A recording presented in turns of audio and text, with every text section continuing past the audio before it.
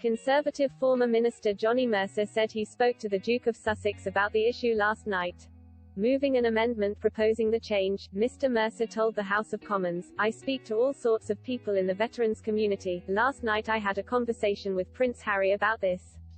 He has contributed hugely to the veterans debate and I wanted his view. He said to me it's not only morally right but would mean so much to those who have given so much, and it's not a political intervention, it is the moral purpose of this. It's an almost effortless change, as he said, for this government to make, for us to finally see through what we've said for these people for so long because we owe it to them. They're our brothers and sisters, they've served with us over many, many years." Mr. Mercer, who is an Army veteran, is pushing for the government to waive visa fees for foreign citizens who served in the military and want to remain in the UK.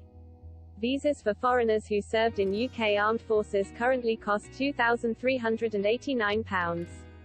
Mr. Mercer has put forward the amendment to the Immigration and Borders Bill with Labour MP Dan Jarvis, who is also an Army veteran.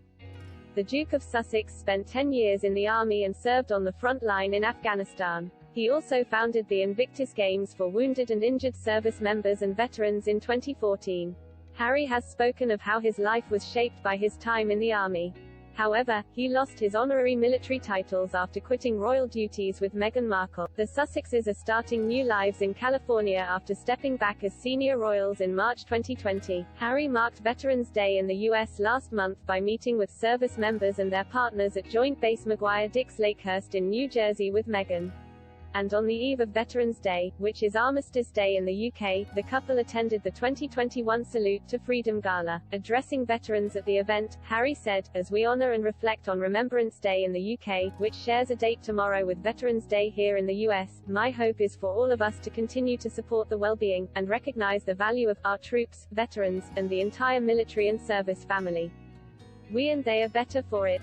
I served 10 years in the military, including 2 tours of duty in Afghanistan, one as an FAC forward air controller, on the ground and in the dust with some of you, another as an Apache helicopter pilot in the air supporting and talking with you. Nothing was more valuable than the time I got to spend with my soldiers in a shell scrape, eating an MRE meal, ready to eat, in the back of a tank, thanks for the swaps, flying a mission overhead knowing those below were safer, or making each other laugh when it was needed the most. My experience in the military made me who I am today, and I will always be grateful for the people I got to serve with wherever in the world we were." Harry's support for Mr. Mercer's move comes after Meghan recently contacted US politicians to lobby for paid family leave, and the couple faced accusations they were interfering in American politics ahead of the presidential election last year. Harry urged US citizens to reject hate speech and cast their vote.